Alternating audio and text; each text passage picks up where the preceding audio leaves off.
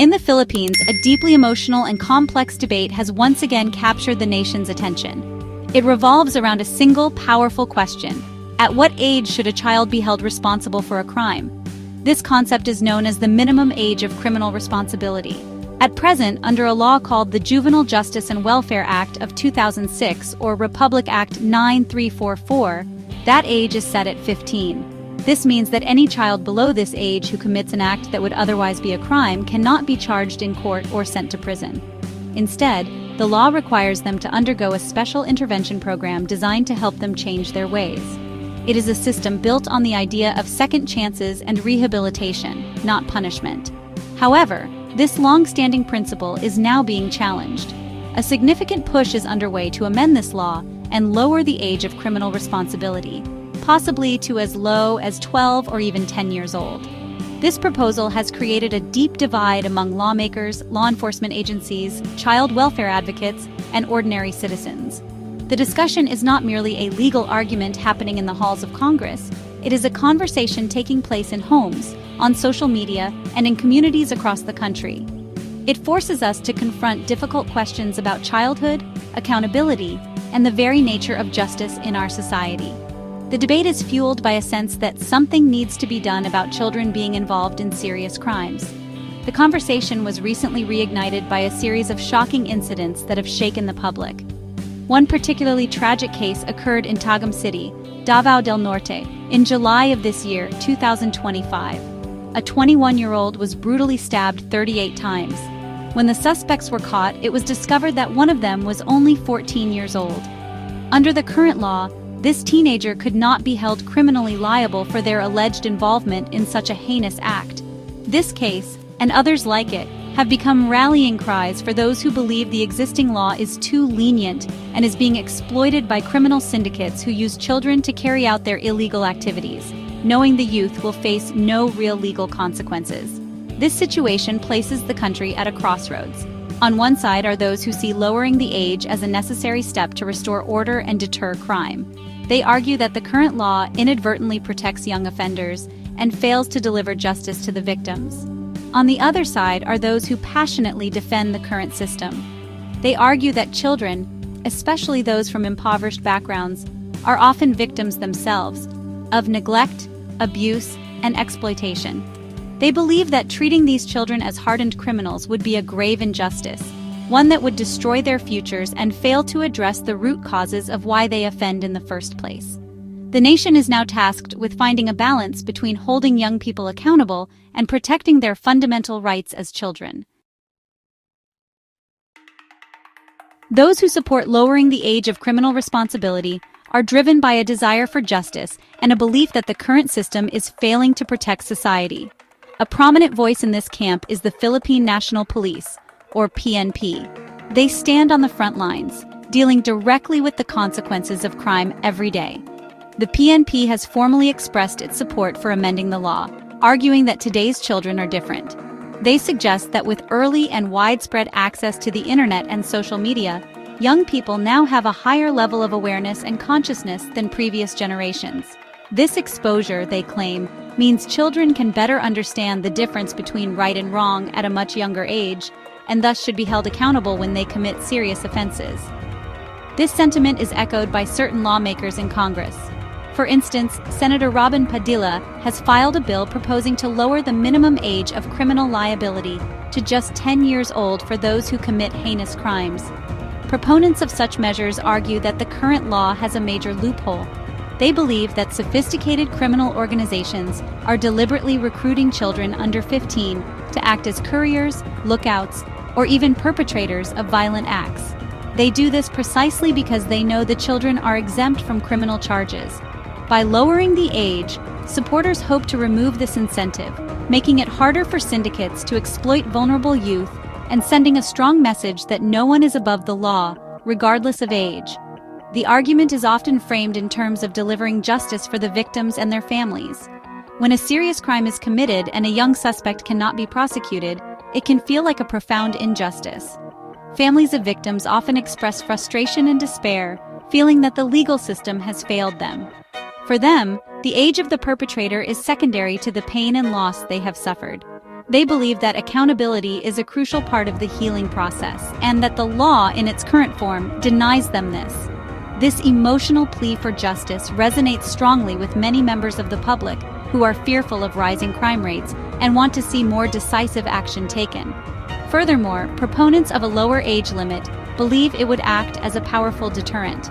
The idea is that if children know they could face serious legal consequences, including imprisonment, they would be less likely to engage in criminal behavior. They see the current system of intervention as ineffective, often describing the youth rehabilitation centers, known as Bahay Pag-asa, as being underfunded and poorly managed, leading to high rates of reoffending.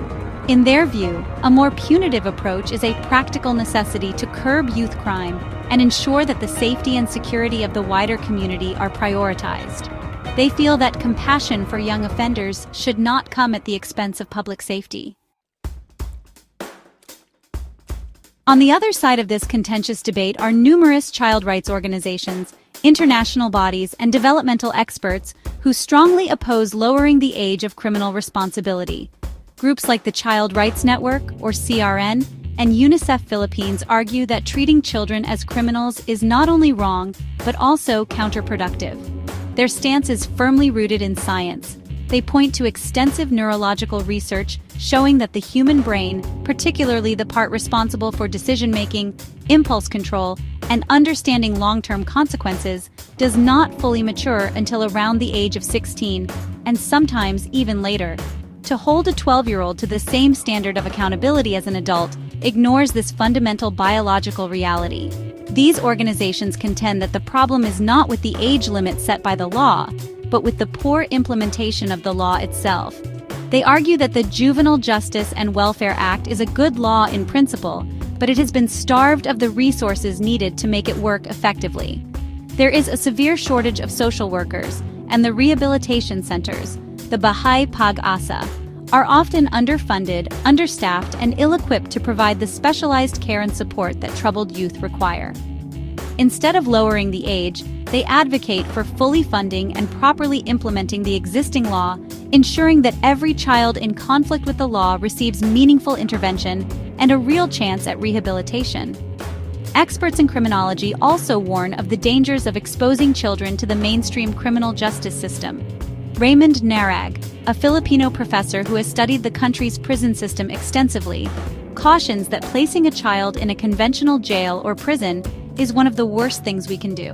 These environments, he explains, can be criminogenic, meaning they actually foster criminal behavior.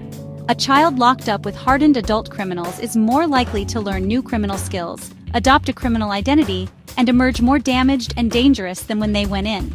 This creates a vicious cycle of crime rather than breaking it. The focus, they insist, should always be on rehabilitation, not retribution. Ultimately, opponents see this issue through a lens of compassion and social justice. They remind us that children who commit crimes are often victims themselves. Many come from backgrounds of extreme poverty, abuse, neglect, or broken families. They may have been forced into crime by adults or simply lacked the guidance and support needed to make better choices. To criminalize them is to punish them for the failures of society and the adults who were supposed to protect them. As former Senator Leila de Lima once stated, these children do not need to be jailed, they need to be saved. The focus should be on addressing the root causes of their behavior: poverty, lack of education, and family dysfunction, rather than simply punishing the symptoms. As it stands today, on 24 August 2025, the Philippines finds itself grappling with two very different visions of justice for its youth. The path forward is uncertain, and the stakes could not be higher. On one hand, we have the argument for security and accountability. Proponents of lowering the age of criminal responsibility, including the PNP and several lawmakers, present a case built on public safety and justice for victims. They believe that the current law is being exploited by criminal elements and that a tougher stance is needed to deter youth from crime. They see a generation of children who are more aware than ever before and believe the law must adapt to this new reality to protect society as a whole. On the other hand, we have the argument for rehabilitation and human rights.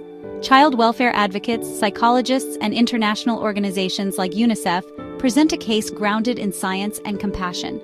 They argue that children are fundamentally different from adults, with brains that are still developing, making them less capable of sound judgment and more open to reform. They contend that the real failure lies not in the law's age limit, but in the nation's inability to properly fund and implement the rehabilitation programs it mandates. To them, jailing a child is an admission of failure, a failure to protect, nurture, and guide them towards a better path. This debate forces every Filipino to look into the mirror and ask what kind of society we want to be. Is justice best served by punishment or by rehabilitation? The tragic story from Tagum City highlights the real pain of victims and the public's demand for action. Yet, the warnings from experts about the long-term damage of incarcerating children remind us of the potential for creating a permanent underclass of citizens who have been branded as criminals from a young age. It is a balancing act between the immediate demand for retribution and the long-term vision of a society that saves its most vulnerable members. The core of the issue may not lie in a specific number, whether it be 15, 12, or 10. Perhaps the real challenge is to look beyond the age and focus on the circumstances. What drives a child to commit a terrible act? Is it a calculated choice or a desperate response to a life of poverty and neglect? As lawmakers continue to debate and the public continues to weigh in, the question remains for all of us to consider. What is the most just, effective, and humane way to respond when a child commits a crime? How do we protect society while also protecting the future of a child?